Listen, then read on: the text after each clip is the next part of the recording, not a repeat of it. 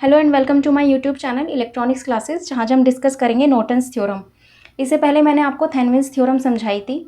I hope वो आपको समझ में आई हो। अगर आपको वो वीडियो नहीं समझ में आया वो टॉपिक, तो आप प्लीज़ उसे दोबारा से देखें, क्योंकि जब तक आपको ये वो वाली वीडियो समझ नहीं आएगी तो नॉर्टन्स को समझना आपके लिए थोड़ा सा कॉम्प्लिकेटेड हो सकता है। So let's start with this Norton theorem.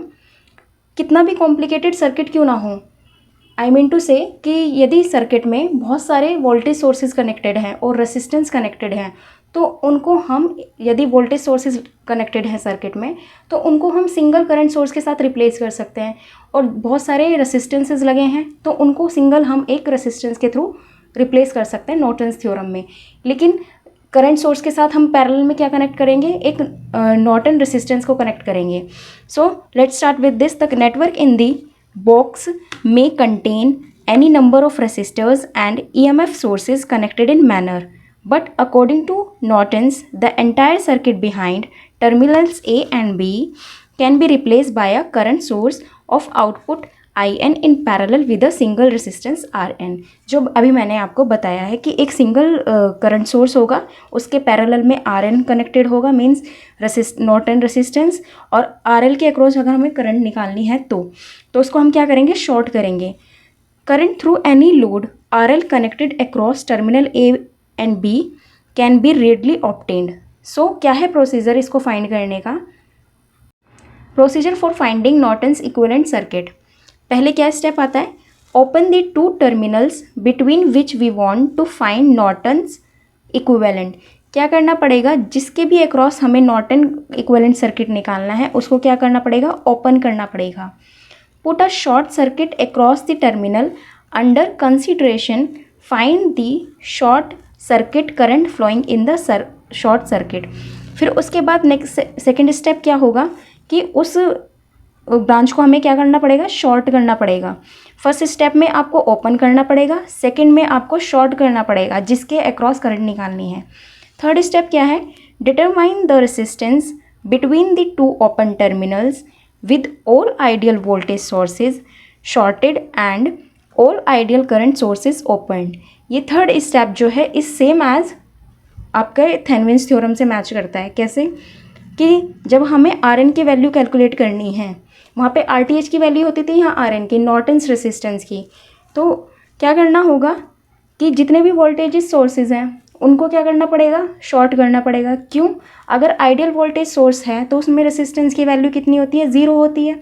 It means वो शॉर्ट करेंगे उसको। अगर करंट है, आइडियल करंट सोर्स है, तो उसमें रेसिस्टेंस की वैल्यू इनफाइनाइट होती है, तो उसको क्या करना पड़ेगा, ओपन करना पड़ेगा। तो इसमें RN की वैल्यू कैलकुलेट करने के बाद connect the IN and RN in parallel and place load resistance. Current can now be calculated by using current dividend rule. So क्या करेंगे, इन दोनों को पैरेलल में कनेक्ट करेंगे, फिर उसके बाद RL के अक्रॉस हम करंट की वैल्यू को फाइंड कर सकते हैं। सो एक एग्जांपल के थ्रू समझते हैं। तो क्या है एग्जांपल, एक using Norton's theorem find the current in 8 ohm resistance in this circuit. इस सर्किट में हमें 8 ओम के अक्रॉस करंट निकालनी है। सो कैसे निकालेंगे, क्या कहती है नॉर्टन थ्योरम? फर्स्ट स्टेप क्या है कि जिस भी रेसिस्टर के अक्रॉस करंट निकालनी है उसको क्या करना पड़ेगा, हमें शॉर्ट करना पड़ेगा। कैसे?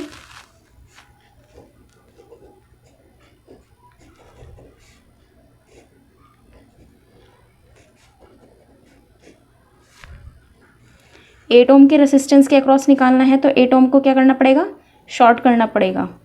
This is A and B, 5, 6 and 4। Next का क्या था कि यदि मैं सर्किट में करंट की वैल्यू निकाल लूँ, हर सर्किट में यहाँ पर करंट की वैल्यू, इस सर्किट में करंट की वैल्यू, तो उससे क्या होगा कि हम RN की वैल्यू निकाल सकते हैं। आगे जितनी भी 8 ओम के अक्रॉस जितनी भी करंट बह रही है उसको निकाल सकते हैं। कैसे? सपोज़ इसमें इस लूप में हम KVL अप्लाई करेंगे। कैसे? सपोज़ I1 करंट फ्लो कर रही है यहाँ पर I2, और इस सर्किट में, इस ब्रांच में I1 minus I2। So this is 40 volt. तो मैं क्या कर सकती हूँ, इसमें करंट की वैल्यू निकाल के इसको किससे रिप्लेस कर सकती हूँ, एक सिंगल करंट सोर्स से रिप्लेस कर सकती हूँ। कैसे? सपोज़ पहले करंट की वैल्यू निकाल लेते हैं। करंट एंटर कर रही है, तो 40 को क्या लेंगे, minus plus 4I1 plus 6I1 minus I2 is equals to 0. So -40 plus 4I1 plus 6I1 minus 6I2 is equals to 0, and 4 and 6, 10I1 minus 6I2 is equals to 40. This is one equation. And in loop second क्या होगा, 5I2, इसमें current की direction opposite है, तो -6I1 minus I2 is equals to 0. 5I2 minus 6I1 plus 6I2 is equals to 0. I2 11I2 minus 6I1 is equals to 0. Now Cramer rule, matrices में change करेंगे.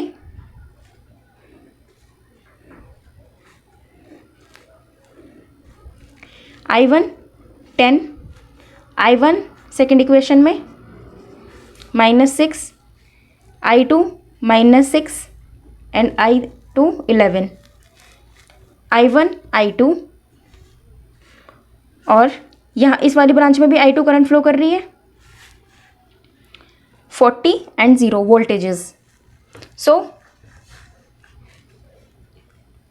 I2 की value calculate करनी है, तो delta I2 upon delta.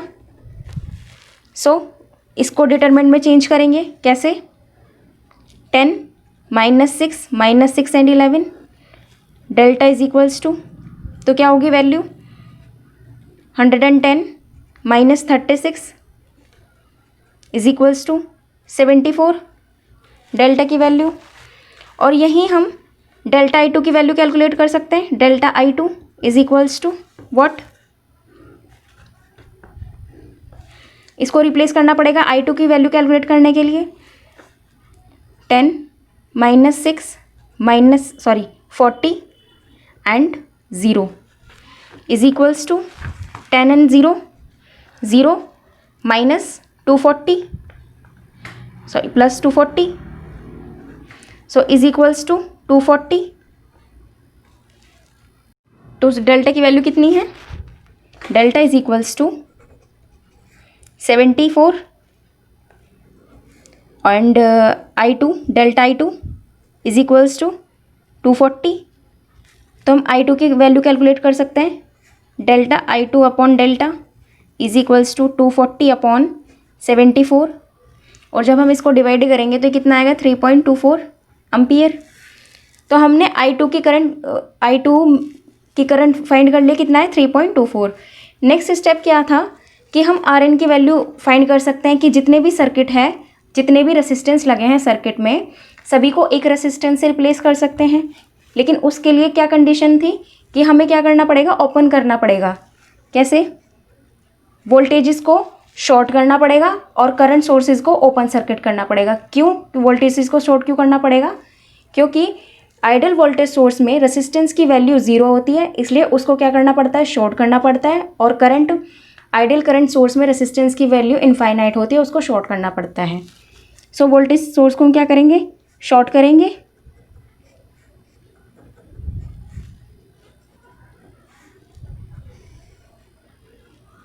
So we have to find RN, Norton's resistance, और Thevenin resistance था तो RTH निकालते थे. So what is the value of this, 4, 5 and 6. So 4 and 6 are in parallel. 4 into 6 upon 4 plus 6 is equals to what, 24/10, or we can say 2.4. 2.4 one resistance and 5 is in series. So 2.4 plus 5 क्या है, series में दोनों, तो क्या आएगा ये 7.4. तो हमारे RN की वैल्यू कितनी लिख ली, 7.4 ओम. RN की वैल्यू निकल चुकी है सर्किट में, I2 की वैल्यू निकल चुकी है. तो हम कह सकते हैं कि पूरे नॉर्टन सर्किट को किससे रिप्लेस कर सकते हैं, एक सिंगल वोल्टेज सोर्स और एक पैरेलल रेसिस्टेंस के थ्रू. दिस इज 7.4, और ये करंट सोर्स की वैल्यू कितनी निकाली, 3.424 एम्पियर.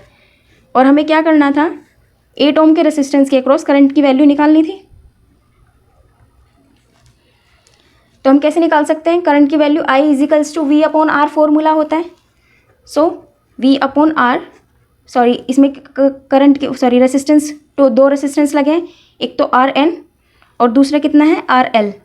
सो वी को हम लिख सकते हैं I R N upon R N plus R L, और आई की वैल्यू कितनी है 3.24, आर एन कितना है 7.4 अपॉन आर एन कितना है 7.4 प्लस आर एल कितना है 8 ओम। सो जब इसको कैलकुलेट करेंगे तो ये आएगा 23.976 अपॉन 15/4 और जब इसको सॉल्व करेंगे और तो ये आएगा 1.55 एम्पियर। सो हमने क्या निकाला, पूरे सर्किट में करंट की वैल्यू निकाली थी, 8 ओम के रेसिस्टेंस के अक्रॉस करंट की वैल्यू निकालनी थी।